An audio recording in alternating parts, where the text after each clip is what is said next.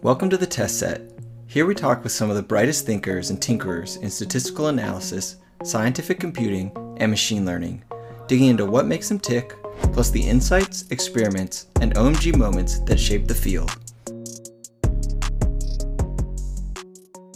Hi, everyone. I'm Wes McKinney, principal architect at Posit and co-host on the Test Set podcast. So a little while ago, we recorded and released a number of interviews where Michael Chow was the host. I was interviewed along with Hadley Wickham, Roger Pang, and Mina Said and Kaya Rundle.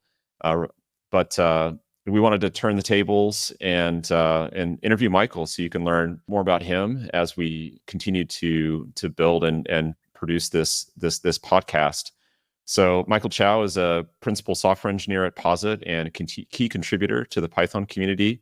He received a PhD in cognitive psychology from Princeton University and is interested in what drives expert data science performance. This led him to build DataCamp Signal, adaptive tests of data science skill. So I'll turn it over to you, Michael, to give a little brief intro to yourself and your career up into this point, and then we'll dive into all of the things that make you tick and the things that you're thinking about these days. And I've got a lot on my mind with everything that's going on with AI, so I'm sure we have a lot to talk about.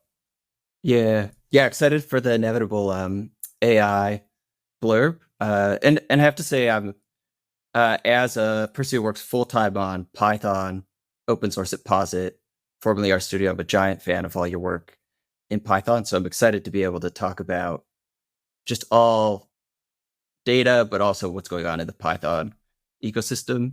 I guess as a little background, so I did a PhD in cognitive psychology. And I would say like a few years in, I sort of realized that I wasn't sure if I wanted to fight tooth and claw for a academic position.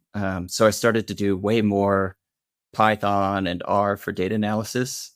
And then, after graduating, was able to go to DataCamp, where I worked on sort of how do we grade people's submissions and how do instructors who are writing these interactive exercises write code to grade other people's code that they submit for these exercises.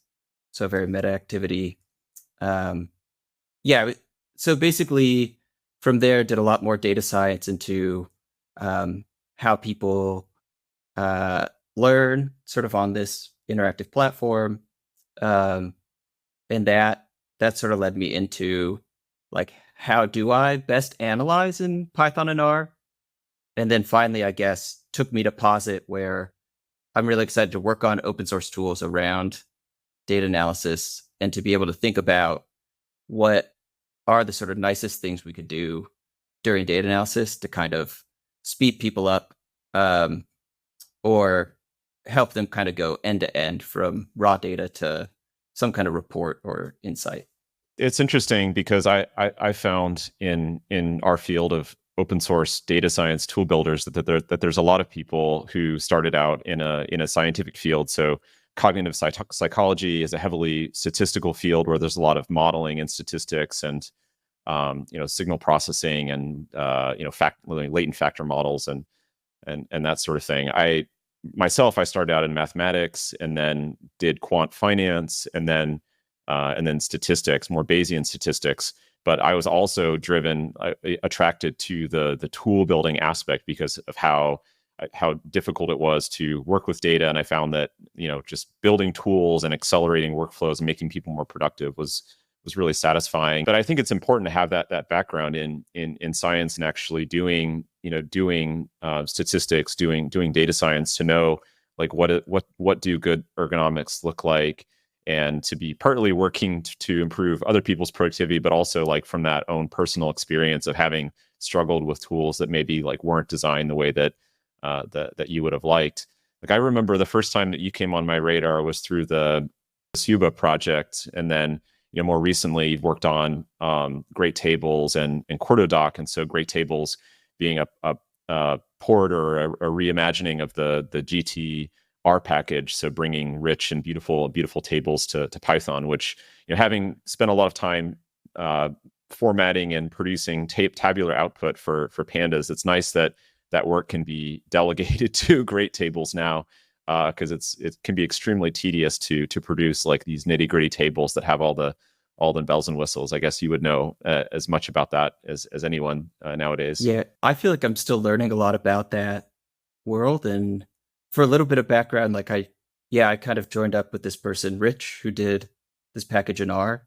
And it is funny, I do feel like tables was not on my radar. Like, I don't think I'd used the Panda styler a little bit, but this idea of being so obsessed with how to style a table and to produce a nice table was almost so fascinating to me that Rich was just obsessed with this one kind of singular activity. Um, I feel like was really exciting to kind of be able to both ride along with and kind of figure out, like, in Python, how do we make it um, really easy to do. Uh, but I do love how these activities are super zany. Like, I feel like formatting a table is a really specific, tiny thing to get into. Like, I think most of the time when people are thinking of styling a table, it's like one of a whole giant set of things they're doing. I love that Rich was just obsessed with this one activity and just digging deeper and deeper kind of into it. Yeah, well, I think it's cool also that now with the development of new data frame libraries like polars. So in the past, like we wanted to ship table rendering and plotting, table rendering, table styling, all those things in pandas, and so we built those things inside pandas. But now a library like Polars, but starting from scratch, but also there's this much richer ecosystem of open source libraries. And so it's an easier decision to make to say, let's delegate out to a library like Great Tables rather than Polars implementing all of its table styling itself. So I mean, how have you found like some of those types of collaborations in the open source ecosystem? I mean, I do think the kind of, because we integrated with Polars really early in Great Tables, I do feel like it was almost kind of the perfect time, to your point, that we could tell Polars they have this thing called lazy expressions, and we could tell them, like, hey, we think that if we just take the job of displaying tables and making them pretty, we can just use your lazy expressions to make it really easy to say, like, highlight a specific row, say like the row where some value is its maximum in the table. Like, we can do that with your expressions, and like you can focus on how could people compute things in polars and use a data frame, and we could just borrow this one piece and kind of like do this job you don't want or probably don't get a ton of joy out of. um I think you're right that it's tricky. Like, in pandas, the styler was kind of rolled into pandas, and that is a hard decision library builders have to make. Like, can I quickly kind of provide a good enough way to do this in our tool? Should we like really encourage someone else to do it? And I do think the one of the challenges I'd imagine for pandas is, like, once you roll it, you sort of have to maintain it. And then if no one comes along and is really gassed up by the problem, it can be kind of tricky to keep maintaining all these pieces. Yeah, and one issue that I've seen is that you also end up with a tightly coupled release process where maybe you want to be able to release bug fixes or incremental improvements in some of these presentation and styling layers, but those end up being gated. I think one of the challenges that we've seen, and occasionally it can be a frustration that whenever Pandas makes a major release and then somebody finds a bug and one of the peripheral parts of the project that there has to be like a bug release or a patch release, and that can get hung up for a number of weeks. But if you encounter a bug in Great Tables, you can roll out a new release with fixes much more easily, and that like, whereas Polars releases on its own schedule. Often, obviously, you don't want to break any APIs. That wouldn't be good. But if you encounter a bug, like, it's nice to be able to fix the bug and push out a new release. So I wanted to get back to kind of maybe rewinding a little bit, just like how you got involved in this field, and sort of what makes you tick. So I'm curious, like, your core motivations, like what gets you out of bed in the morning, personally and professionally, and what are some of the things that help keep you engaged in this space of open source tool building? When I was an undergrad, something that really appealed to me was my statistics advisor saying something like, statisticians get to play in everyone's backyard. And I feel like something about that I just loved, like that statistics is used in so many fields that you can sort of collaborate broadly across a lot of different fields of research. And I think with tools, it's sort of the same, that like a tool builder also often gets to play in everyone's backyard, that there are all these people doing data analysis in different domains. And I think what gets me up is I've really liked diving into a few domains where I feel like data's used for incredible impact. So I think, for example, the legal system, um, I think I think data's used incredibly creatively and for public good, oftentimes by nonprofits. Um, and then I think the other one is transit. I think public transit's a really nice area where data we interact with data all the time. Like, when's my train coming? When's my bus coming? And advances like real-time tracking and all that have gone super far.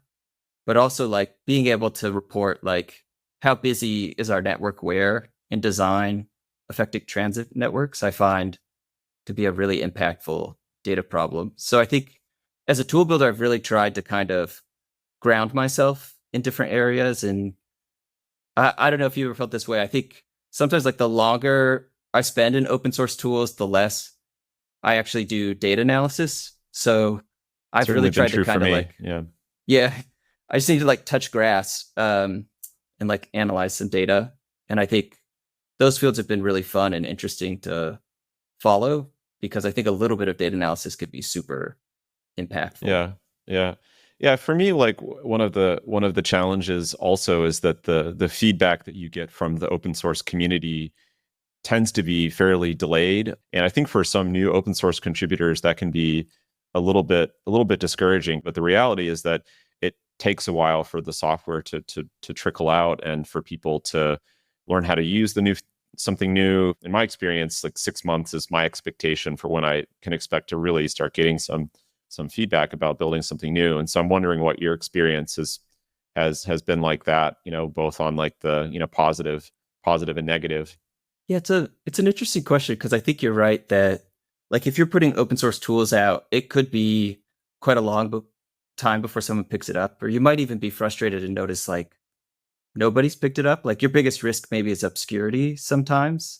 But I do think one interesting kind of in between that I've experienced is like helping build tools internally in organizations. So like I think there are a lot of sort of tool builders that they're not quite doing open source, but they start sort of internally inside a company building a package that does a thing, and then they have like really good feedback loops with this team that's using it in the company, and then maybe after a while they kind of bring it into open source, or it inspires like a tool similar to that. um, and I find that arc to be really powerful, where you can't be precious about it. You like are building this tool for a specific group of people in your company, and so you get some of that kind of hustle of getting things out for them.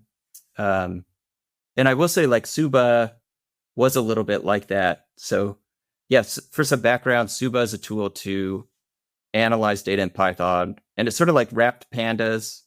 And I would say its big thing is that it implemented lazy expressions so that you could say like what you want to do. Yeah, it's like the way I describe it to people is like the dplyr is a library that Hadley Wickham created for R, which provides these lazy table expressions. And so like I had created a project called Ibis, which was similar concept, but wasn't trying to pattern match or be, implement the exact same um, API flow as as dplyr. It was its own, portable data frame API. Whereas I think what was cool about Suba was if you had used dplyr and were working in Python, you could pick up Suba and see, the same concepts expressed, and you could port between dplyr expressions and Suba expressions fairly Yeah. fairly comfortably. I think this is such a good example because Suba, I was building to basically defeat my boss at data analysis. IBIS had been out for a couple years, So you and got you got so you got nerd sniped essentially. yeah, yeah, Yeah. by like some kind of spite arc against my boss. But I will say, like, just to foreshadow, I mean, I think today IBIS is probably like if people said like, should I use Suba? I would probably just point them to IBIS. And essentially, I do think a lot of it boils down to IBIS did implement lazy expressions. And in the PR, they've mentioned like Suba has these lazy expressions using underscore. Would it be useful? And I think at the time I was like, oh, that's interesting and neat. But now I feel like I really appreciate the IBIS team and respect, like especially Philip Cloud and your work. And but that team's I find really great. Like Suba was built as a kind of like internal tool that then I brought into the world. But I think that I also love that like IBIS and Suba interacted, and the result is actually like something very nice to use. Yeah, I Yeah, mean, I think it was cool because it was there was a period of time where IBIS was in early development, like the first started around 2015, like the first, let's say, 5 years of the project. But I think there was an era where the Python community was trying to figure out this like lazy table expression API. Like, what is a good API? What a good API ergonomics look like? How do we get around the limitations of not having non-standard evaluation? So that's like the feature in R where you can refer to, you can late bind like variables, like based on the context, like an expression inside of a function call, you can refer to column names in a data frame. And so within the evaluation layer, those are late bound to the physical columns within the table. Whereas in Python, you have to create like actual objects that either are the column or are an expression object that can be composed with other expressions. So I think there were a bunch of projects. So there was the Blaze project at Continuum Analytics, now Anaconda, and then I started IBIS, and then Suba. And so I think that cross pollination of ideas and like the underscore expression builder was really cool, and something that eventually got adopted in IBIS. But I think we emerged with some really nice tools on the other end, and I think that all of this work definitely directly or indirectly influenced the design of the design of Polars. And like Polars is a expression system which I think works really well and people seem to be happy with. There's another new project, Narwhals. I don't know if you've looked at right. Narwhals, but it's like Yeah, yeah, yeah. it's basically like a Polars API compatibility layer for different backends. So it's like IBIS, but if IBIS had the Polars API a little bit, which is cool. But I appreciate like the goal there of wanting to simplify. Yeah, I see all these projects as being like part of a collective open source community effort to try to reckon with like what does good ergonomics look like for lazy table expressions and efficient data frame operations across different types of backends. Yeah, I do think they've all kind of all wrapped around that concept. Like in 2025, lazy expressions have kind of emerged in every tool. Like Pandas just added pd.call in the spirit of Polars, so they have their lazy expressions. Yeah, I think to tie it all back, like, so I think the Suba story is like in 2019, I need to data fight my boss to basically analyze data. He's analyzing data live in R, and he's just like mocking Python, and I need to keep up with him. I think today, hopefully, it'd be like Narwhals or IBIS, just kind of like keeping pace. I do remember, yeah, Dave Robinson's coding live streams and demos at meetups and things. So when I used to live in New York City, I would often see Dave at New York City data science meetups. Yeah. Yeah, so he was definitely a fixture, fixture in that world. It's honestly kind of cruel too, because he's like an animal. So he goes so fast, and he's just like talking as he goes. And if you're not like, if I'm in Python and I can't keep up, he's just pummeling me. He's like, you can't do this, but I'm just like having a good time. So yeah, I feel totally, like, totally. Well, onto a slightly different topic. Going back a little bit to some of your origin story, like do you feel like there was a pivotal moment or experience that nudged you into the field of statistics and data science? So yeah, just thinking back, like maybe, before you turned into the person you are today, like what were some of the experiences that you feel like put you on this path?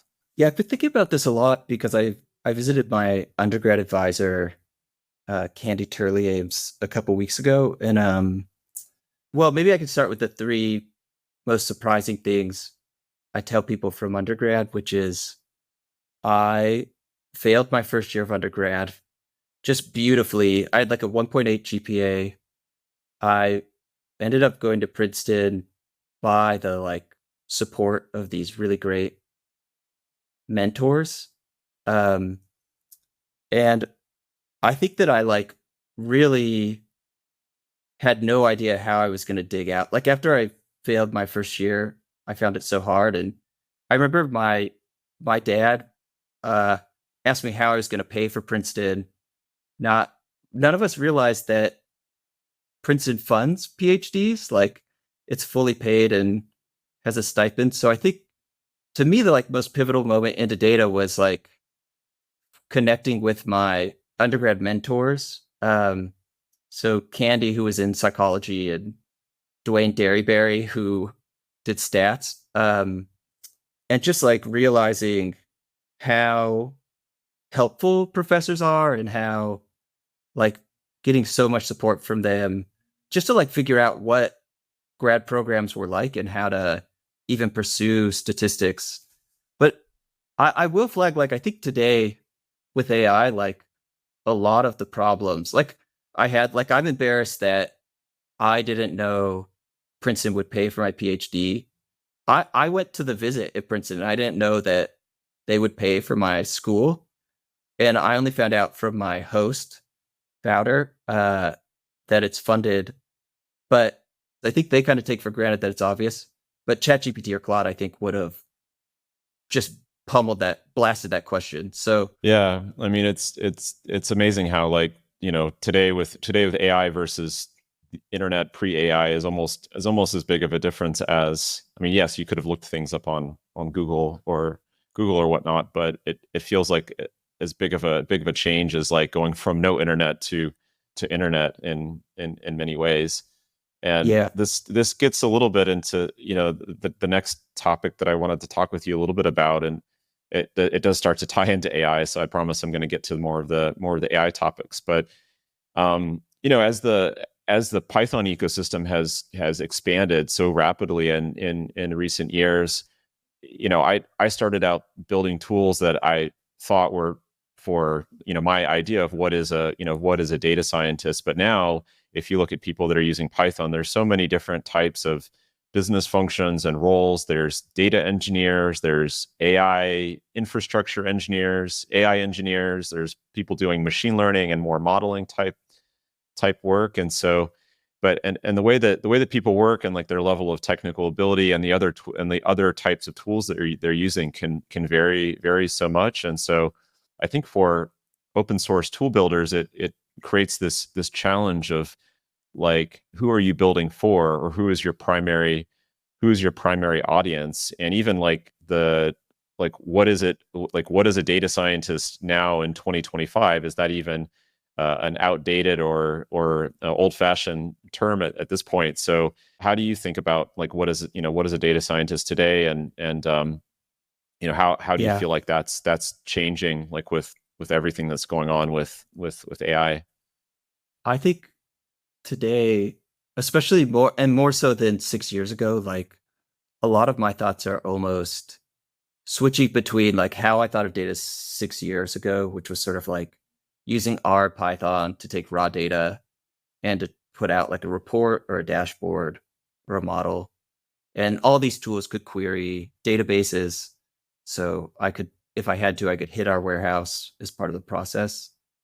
I think I switched between thinking of that kind of like raw data to dashboard or like a little warehouse in between to thinking about kind of the DBT labs community and this like ELT analytics engineer data modeling world where actually transforming data in the warehouse is this huge activity. And it's not just the like coding of it, it's the also the design of the warehouse. And I think that thinking between those worlds I find really interesting. Um, like I noticed that the analytics engineering community um, is much more focused on like BI tools, so business intelligence, where there's often like a UI where it's really quick to make plots and dashboards. And I would say like if you think of tools like Great Tables, it's a kind of funny example because I think that a person who's using BI tools is probably not going to use Great Tables a lot because they already are in a platform that has some way to format tables for them. But I think the challenge is like if that BI platform doesn't format the table in the way you want, or if it has kind of funky ergonomics, it's often hard to break out of the platform. So I would say I've been thinking a lot about these two worlds, but a lot of the tool building I've been doing is still more focused on like R, Python, like data scientists who maybe are like just trying to take raw data and churn out like a report or a dashboard, and can use coding to kind of like dune buggy over rough edges or to get different tools to kind of do stuff that BI tools might sort of uh, uh, struggle to do. Um, Yeah, it's definitely something I've thought a fair bit about, especially being back at Posit the last couple of years, and I've gotten involved in doing development on Positron, so the new data science IDE development environment that Posit has been building for the last few years, and so it's interesting because Posit as a company is still very focused and and tends to remain focused on that data science archetype. So somebody with scientific skills who's doing data analysis, data visualization, modeling, but also technical communication, and needs to be able to build reports, static reports, interactive reports. Maybe they're authoring some type of document that's going to be published. So there's many different publication modalities, but also like they're still very involved in writing data analysis code, doing interactive exploratory computing. And so it's interesting to be building tools that are designed for this archetype while there's all of these other, very critical like other types of archetypes that are operating in the Python community, in particular, like the analytics engineers who are using DBT and tools like DBT, analytics engineering and data engineering. I'm not totally sure what's the difference. I'm sure somebody yeah, could explain to me. It might depend on whether or not they interact with like semantic layers and semantic models, or whether yeah. how much they're interacting with dashboarding systems. I did a little consulting before joining Posit on with California Department of Transportation on a pipeline, and I do feel like that was what kind of demystified a lot of these roles for me. I ended up having to get a lot more into DBT and ended up going to Coalesce, and almost like running into people there was so helpful. But I do think coming out, meeting some of the data engineers and analytics engineers, I do feel like the big difference was like data engineers could ship data through pipes, but they don't really care what the data is. They're like, pipe the data, whatever, and I'll think about it just enough to like help you pipe it.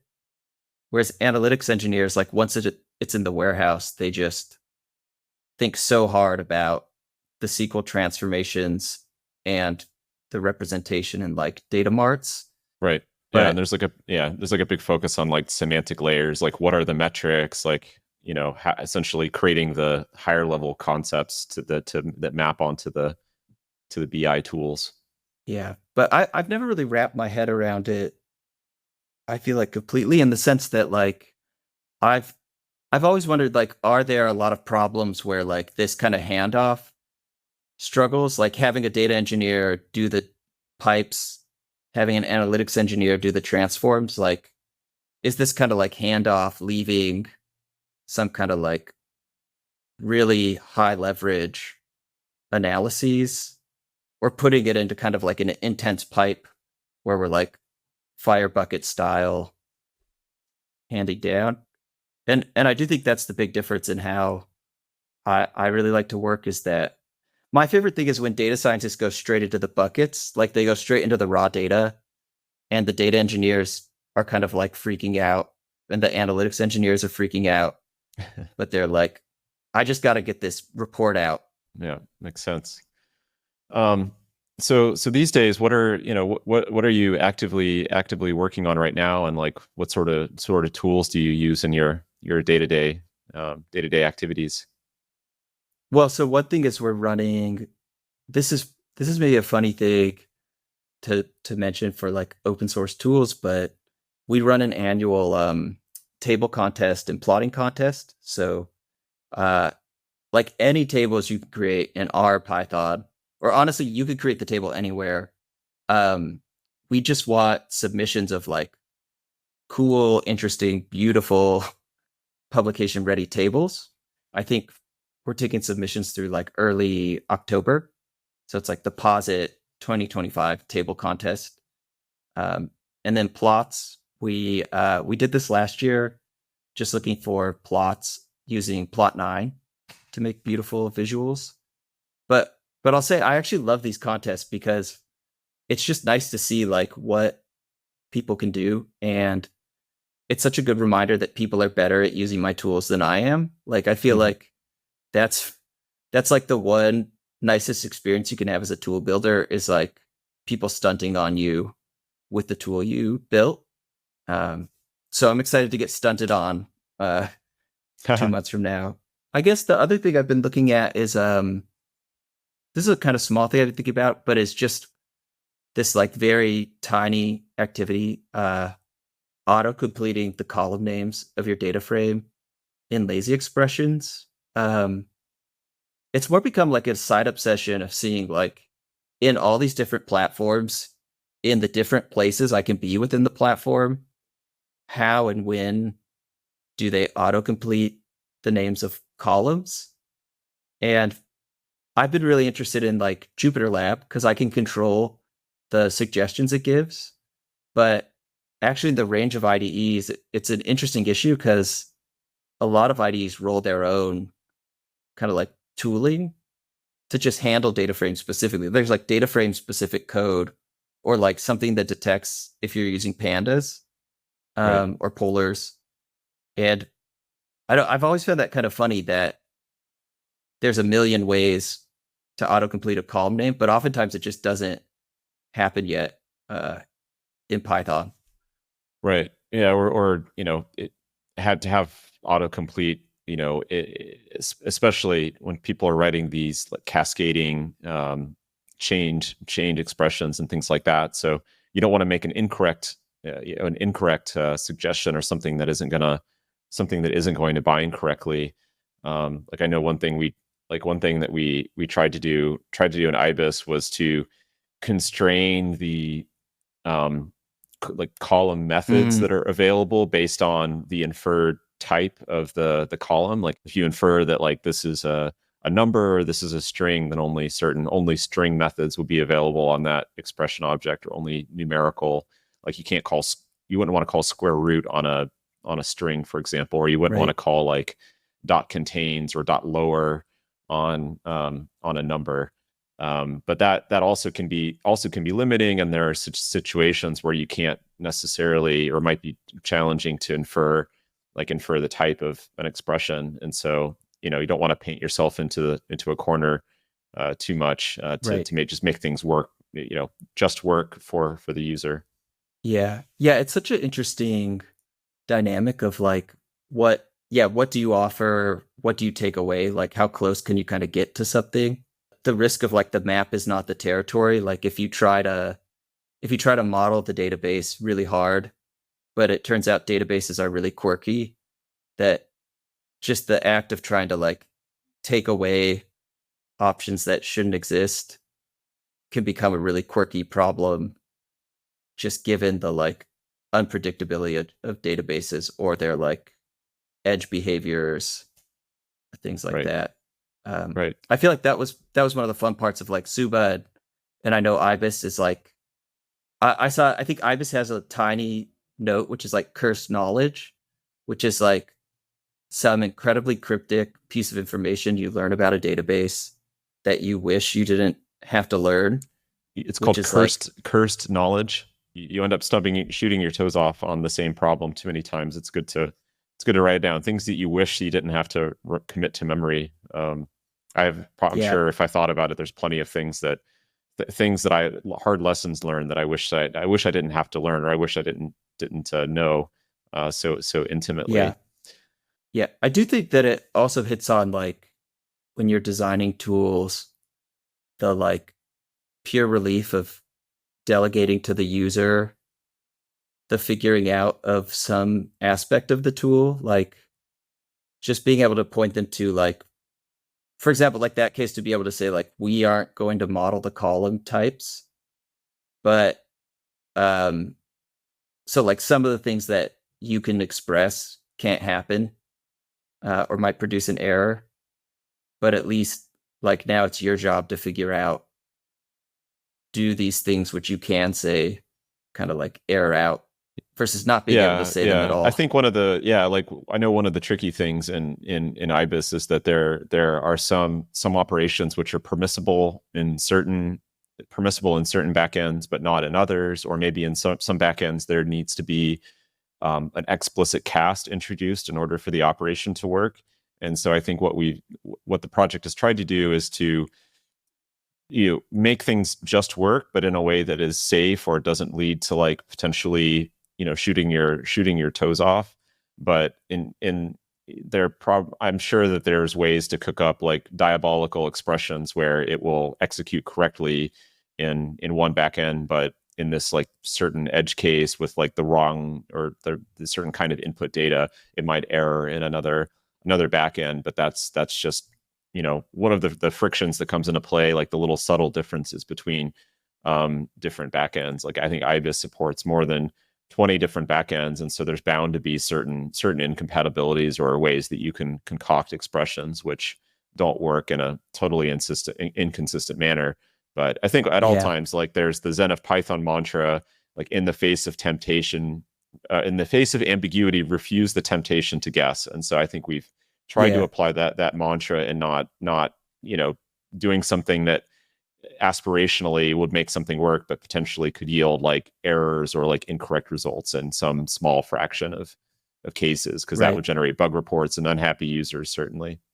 Yeah. And that is kind of how I knew like I loved the IBIS team, which we met at I think we met for the first time at SciPy, and we were chatting a little bit, and then I feel like inevitably what happened was like a few hours of just like database quirk talk, like what things that keep us up at night when you try to translate something to different databases, like when you rank something, where do nulls go? Just like I feel like that was so nice to be able to like nerd out. Uh, I feel like that's how I knew we had to put a ring on it, that the Ibis team was sort of like my ride or die. Yeah, Uh, no, it's a great team there, and I think in general I've had just really wonderful experiences working with the Pandas community, the like Philip Cloud, who had has led IBIS for a number of years. We met through the Pandas community, and so it's a really cool group of people. I will say too, like one thing I often tell people working on open source libraries is like, if you think you have a competitor, you should just like chat with them because you're two people obsessed with the same thing.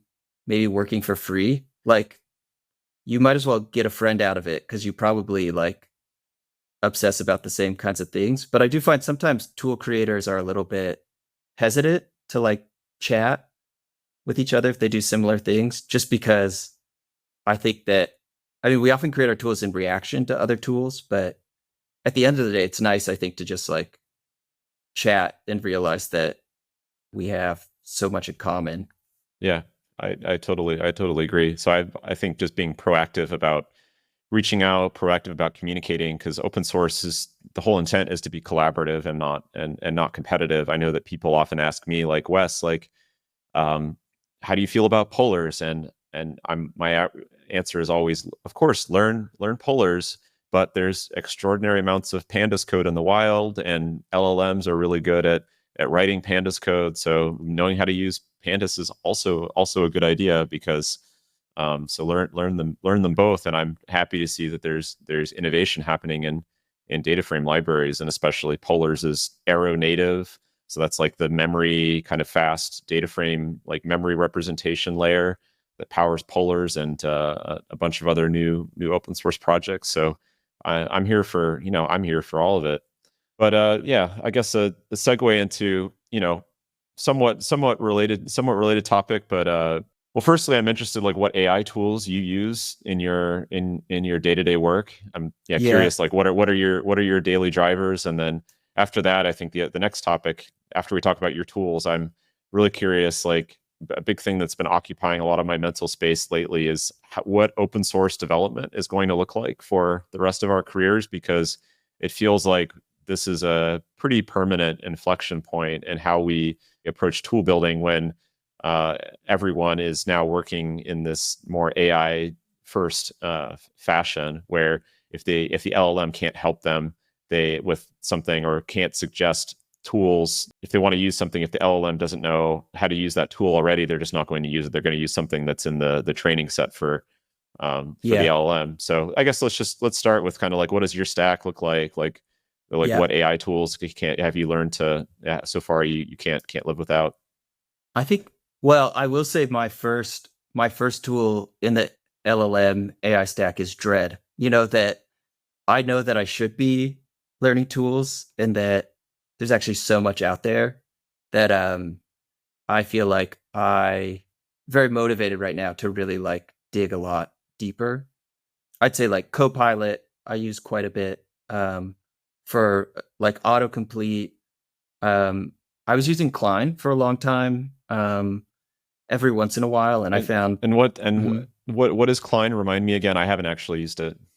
yeah, Klein, uh, especially really early on. So Klein's an agentic assistant that can like execute actions for you in VS Code. So it's a VS Code extension where you can like ask it to do something, and it will be like, should I write this code to this file? Um, When I think that can I Klein run was, these commands? I think that Klein was. There's a fork of Klein called Rue Code, which I think is a lot Oh, of I'm not people sure. use now. Yeah, yeah. Oh, That nice. rings a bell. Yeah, and I don't doubt, that's the thing, is like I don't doubt that there are going to be forks that end up being more compelling, or people will move around. I think Klein was before Copilot had agentic mode, so it was sort of like a precursor to Gotcha. that. Um, but I would say I do a lot more like Copilot autocomplete. Um, Definitely like Claude and ChatGPT, just quick question asking. Um, and then I do. I will say I like use from time to time Chatless, which is the Posit's like open source kind of like chat interface, and I find that is really nice for like quick, but also like quick LLM interactions that you can code, so you can like stitch together kind of like workflows and interactions. It's not. I feel like what I like about it is it's not like here's a million Lego pieces to like create agents. It's like here's chatting. You can, I think, um, add images or audio, um, but it's like a pretty simple interface I mean, with a nice tool like loop. the way I think of Chatless is that it's like a port of the Elmer package for R, but it simplifies the process of using these different APIs and interacting with the LLMs, which if you're doing it from scratch can be a little bit a little bit tedious because every API has a little bit uh, slightly different API incantations. Yeah. Yeah. And I think that a lot of the other tools I've looked at are sort of like get ready to build like a very production grade or like get ready to build something. Whereas I feel like Chatless is like a few actions and you're kind of like up and running, which has been Yeah. nice. It's almost like imagine the ChatGPT web UI or Claude AI UI, but now like you're chatting from your console and you're able to like take the responses and add a reasonable number of tools using Python code. It's sort of like just the right maybe level of Yeah. Yeah. customization.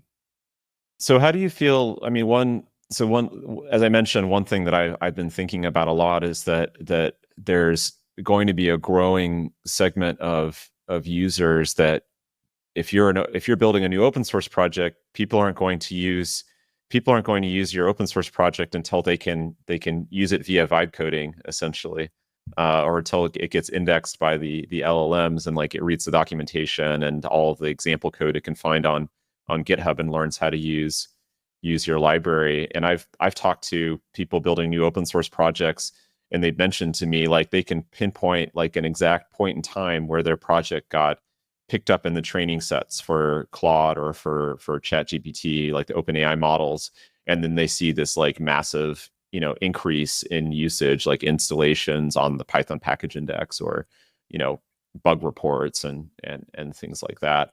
So I feel like that is going to have a major impact on folks like us that build new open source projects that many people are going to be put off of really engaging with a new open source project until the LLMs know about it. But that also creates this like chicken and egg problem where how do the LLM providers decide which projects to include in their training set and to index? Like, I don't know what the right term is, but I call it index. So I Yeah. don't know how much you thought about this or like how like how you anticipate this will change the way that you think about and build new projects, especially for the Python ecosystem. Yeah, it's a good question. Like I feel like it's something that we will have to reckon with. Um, how will people find our tools? And will the kind of like way they're using and coding now, will our tools like afford them the ability to use them sort of like out of the box? I'm so haunted by the challenge of just like getting in front of a group of people and finding like the challenge of like zooming in, like finding a person who like is willing to use your tool every day, who you can like talk to and see their frustration. Like I almost feel like the LLM issue just adds another thing to our plate, which is like how will say like that person be able to interface with your tool. But I guess for me, like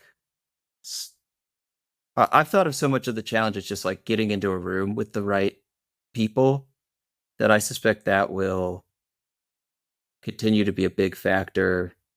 Maybe less so for like really shooting your tool into the atmosphere in terms of popularity, but in terms of just like being sure you're building the right thing. Like, I just find it so hard to get into a room with people sometimes and watch them use the tool that I think that has stayed my kind of like North Star. But I do think the challenge of like, if if it becomes hard for them at all to use your tool, like I would want to be able to see that pain. And I don't doubt that in the next year or two, that is something that they'll hit. But yeah, I don't know. I think for people really going big though, like this will be a big piece. I know like Polars, you mentioned like has this issue a little bit where I don't know how it is now, but like autocomplete or suggestions for pandas do tend to be a bit better. And Better, yeah. sometimes Polars suggestions are just straight wrong, which is Yeah, there's like, not it's a great. combination of like maybe API changes and the LLMs having outdated knowledge of polars, or maybe it's like the training set is a year old or it's 6 months old, something like that. But sometimes there's just outright hallucinations, and because there's not as much training data from the internet and GitHub and whatnot for polars as there is for pandas, so probably I would guess that the incidence rate for hallucinations for Polar's APIs is more significant, or like maybe not hallucinations, but like wishful thinking. Like, wouldn't it be nice if this method existed? I guess you could take the hallucinations and turn those into feature requests for Polars. Why not? Um, Yeah, yeah, just it's interesting. make it real. But I do think you're right. Like I think just to answer your question, like is this challenge of like LLMs indexing your tool and being able to like give the right answers? I think to me, it is like I'll really the signal to me is once I start seeing people battle this, like getting bad advice. I think usually that's what sends me down these rabbit holes. And unfortunately, I haven't seen it yet, but I kind of know I do think it's coming. So I'll I do kind of dread that, but I Yeah, I don't think it's quite hit. Yeah. yeah. Well, it's going to be definitely very very interesting. I think the field is going to be permanently different, but maybe not necessarily in a bad way. So I'm an avid user of AI tools myself. Like, I can't live without Claude Code. I'm addicted totally on the Max Oh, plan and nice. everything. Yeah. But yeah, I'm optimistic, and we'll see where things go, and I'm confident that there will still be work for folks like us and a need to continue to build and innovate in open source. Yeah. But on a kind of a separate but related topic, we're both at Posit. Posit builds a large portion of engineering, builds open source software for data science, open source projects that we want to become freely available, widely adopted. But we also build professional products to empower enterprises to do open source data science and keep up with all of their security and compliance requirements and data governance and all the bells and whistles. And so I'm curious, like, in your time as an engineer at Posit so far, what are some of your reflections or learnings on like the common pain points that you see amongst users of Posit's Pro products, and basically, yeah, the intersection of open source and business. And I found that a lot of open source developers maybe don't think too much about like the practical issues that arise inside a business setting where you have teams of dozens or hundreds of data scientists that need to be able to work together and productively adopt the software and use it as part of their day-to-day work. Yeah, the enterprise is so interesting in that I feel like a lot of people talk about like innovation in the enterprise and like tools doing really fancy things in the enterprise. But for me, the thing I find most compelling and surprising is that I feel like for an enterprise team, I feel like the number one thing I hear is like, I can't just do normal things. Like suddenly, like there's compliance, there's an IT team, there's like a lot of hurdles in a business, especially a big business, where suddenly like you even running Docker on your computer, or working outside of a hosted Jupyter notebook, suddenly these things become a problem. And so I think that it's interesting because when I came into Posit, um, I came from working building out a data team for the government, for transit, and that was a very different place where we're like hosting Jupyter notebooks for analysts. They can't run Docker on their machines, but we can run services for them. We're really working around to build these like good pipelines that also kind of really meet their analysts where they are. And the first project I took up was Pins, which is this tool to basically save data different places.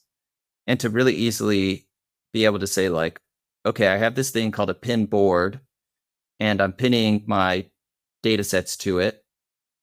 And basically every time I save or pin a new data set, it saves the like old version of the data set.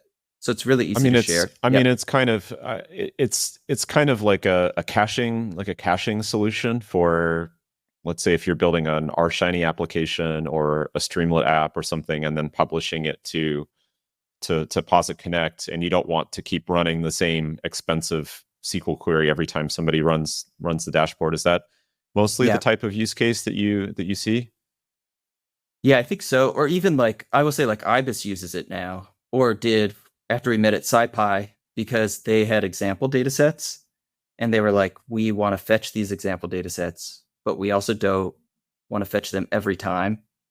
And so it Oh, just I so see. happened that, yeah, like caching was kind of good enough in pins that they were like, we like the idea that you solve this and we don't have to like And figure so out. do they now have like a basically an S3 based pin board or something like that? And that's cool. Yeah, I think so. Um, so it's like, it's easy for users because you just say fetch this pin and you have the data and you can like list out your pins. So these are each of your data sets on this thing called a board, which is kind of like a folder. Um, but I will say in like business, one really interesting use case I noticed is that, so yeah, Posit Connect is this tool to run your reports and host dashboards and It's stuff. it's a Mhm. publishing platform. Yeah. Yeah. Yeah. Thanks. That's a much better word. I feel like I'm a very much a freestyler when I'm describing things, but I was really confused why we were implementing pins over Posit Connect. And in fact, I was like, this concept makes way less sense to me than like pinning to S3. But one thing I realized is that data teams in large orgs with like big IT groups, they might actually struggle to get like an AWS bucket or something. So if they have Posit Connect, if you can let them pin data to Posit Connect, they don't have to battle their IT team to get, say, like AWS buckets. So it's this funny situation where it's like pins works good enough with Posit Connect. And as it turns out, when you can store data on Posit Connect, you can really kind of like work around a lot of maybe requirements from your IT team and just have things in one place. It's just really convenient when you're just trying to Right. put up a report. I think I know that one of the things that is interesting for me to get exposed to are some of the like data governance and IT security concerns that businesses that have really sensitive data, maybe there's like government compliance issues, and Posit has customers all around the world, and so every government has different, let's say, data handling, compliance requirements. And so to have a publishing platform where you're publishing data and results and reports and things like that, it's really important to make sure that like the wrong person doesn't access the wrong data, Right. essentially. And so but in open source, like we don't really think too much about that. We're just building the tools, and then we see it a little bit as somebody else's problem to figure out how to use those tools in a business environment that isn't really as quite as much anything, in anything goes. But for me, it's really insightful to be in touch with those, to see those challenges, and to talk to business users doing open source data science, especially since like R and Python have seen a over the last 10 years, 10 to 15 years, there's been a big migration from proprietary software, things Mm, like MATLAB, SAS, SPSS, basically commercial computing platforms, to open source, which is great. But there, I think one of the roles that Posit has played has been filling the gap in terms of building the missing enterprise layer to handle single right. sign-on, and the data permissioning objects, and published Right. reports and things like that, as well as like the, building Yeah. and hosting the development environments. And it is, yeah, it is so interesting because I do think like data teams and especially people analyzing data are sort of like pinched sometimes between like a rock and a hard place where like maybe there's compliance issues limiting like where they can be and or they need to be able to restrict who has access to what. But on the other end, I feel like sometimes I see like you have data engineers and analytics engineers going crazy saying like, "Oh, you got to put this in the warehouse." Like you can't just be pinning data like this actually needs to be part of the pipeline. And I think that like that's to me that's actually kind of the beauty of Posit Connect, which is like let analysts cook. Like like maybe they do have to move things back into the warehouse at some point, but I think that just facilitating that movement, like let them at least store data for now and be able to support like who can access it so they have like the luxury of time to like migrate back into a pipeline. Or maybe they like put out a report and nobody's interested in it and then they know we don't even need this in our pipeline. That's actually like the best outcome because now you saved an analytics engineer some work.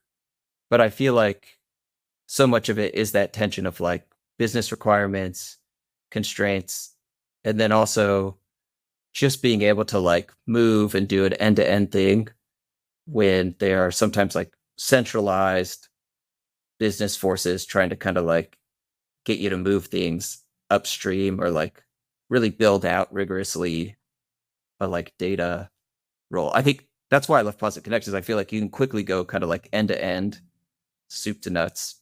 Um, Even if you're digging around the buckets and a data engineer is going crazy, you can like see is it useful to even look at the data this Yeah. way?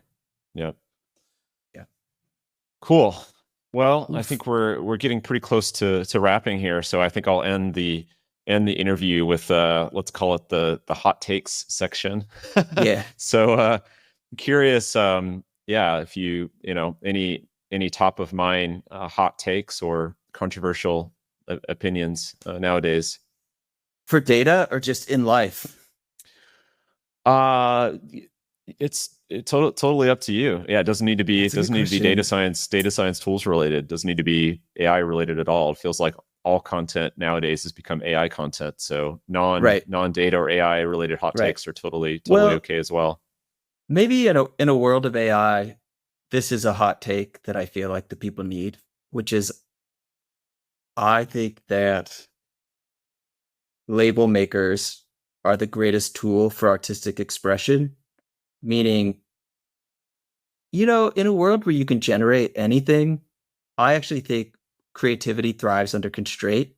So just having to generate words on a piece of tape, maybe with a beautified frame around it and like 30 possible icons is actually the like peak of artistry. And I think that so much of my work is inspired by artists that they take less and they do more. They just beautify anything they touch. And I think that that's part of the challenge is like, how are we going to constrain? Like what does a good constraint do for me? And yeah, I'm a big fan. So we actually have a label maker in our house, but I left it downstairs. I can get it. I'm just saying, if you need a demo, just give the word, Wes. That's all right. I Yeah, admit that okay. I also weirdly adore my label maker, and I don't know what I think I was probably 35 or so before I got my first label maker, and it was a Hmm. little bit of this feeling of like, where's this been? Where's Yeah, this a been all my latecomer life? And to now I'm label theory. yeah. So Yeah. now I'm putting labels and labels on everything, and I do. It's something that it's a small thing, but I appreciate its simplicity and its utility. I was Yeah. yeah, I've been learning a little bit of Japanese, and I was thinking that Oh, cool. I should seek out a like a Japanese label maker, because the label maker I have, I think it's a Brother label Oh, maker, and it doesn't yeah. have it doesn't have the ability to write like hiragana or katakana, and so I was thinking that I should seek out a Japanese label maker just so I can put like little honestly, labels on things to remind myself of like what that's called. I feel like the big question: do you have is it phone only, or do you have the tactile keyboard? Because the tactile keyboard, probably, maybe the phone would be a better way, because then like you could probably input non Roman character sets and whatnot, and it would print it. So I don't know. I'll look into that. Yeah, game recognized game, because I started with the like purely phone Bluetooth label maker, but nobody would use it at our house, and I actually had to switch to the tactile label maker because, as it turns out, the people in my house will not. They like want the keys. The keys are so important. I admit it's satisfying. I'm not gonna argue with it. Yeah, it slaps. It hits. Yeah, analog for sure. But yeah, there's a lot of cheeky notes around our house. I feel like that's the beauty, is you can put your opinion on anything, and sometimes the names you call things are important messages to people. So I feel like if people out there got a label maker in their life, I highly recommend it as just a soul enriching practice. Yeah, I will keep that in mind, and I maybe give me some inspiration to be a little bit more creative with my my labeling. I'm curious if Hadley has a label maker. That's like the big open question now. We're like 2 for 3, so yeah, I guess we'll have to find out on a future interview when Hadley joins us.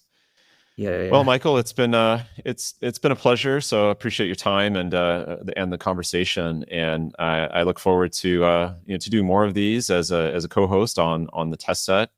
And so we will see you on a future episode. And thanks everyone for tuning in. Yo, thanks so much. Yeah, so nice to chat. The Test Set is a production of Posit PBC, an open source and enterprise tooling data science software company. This episode was produced in collaboration with creative studio Agi. For more episodes, visit thetestset.co or find us on your favorite podcast platform.